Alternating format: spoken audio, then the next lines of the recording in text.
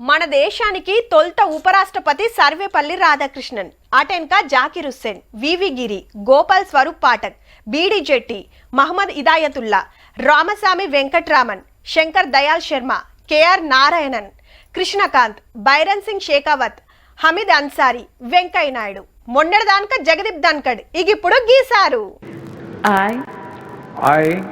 Chandrapuram Ponnuswamy Radhakrishnan. Right, ఇయాల్టికెళ్ళి Radhakrishnan sir ఉపరాష్ట్రపతి.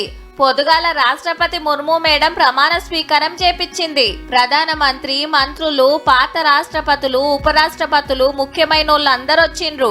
Radhakrishnan sir Tamil Nadu రాష్ట్రంలో ఉట్టి బీజేపీల షరీకై కొన్నొద్దులు తెలంగాణకు ఇన్ఛార్జి గవర్నర్ గా, మొన్నటిదాకా మహారాష్ట్ర గవర్నర్ గా చేసిండు. అయితే ధన్కడ్ సారు రాజీనామా చేసుడుతోటి ఎలక్షన్లు వస్తే బీజేపీ గ్రూప్ తరపున నిలబడి 152 ఓట్ల మెజార్టీ సంపాదించి గెలిచిండు. ఇక రాజ్యసభను నడిపే జిమ్మేదారి కూడా రాధాకృష్ణన్ సార్దే. వీళ్ళంతా సంబురాలలుంటే ఇండియా గ్రూప్ లా క్రాస్ ఓటింగ్ కాకబుట్టింది.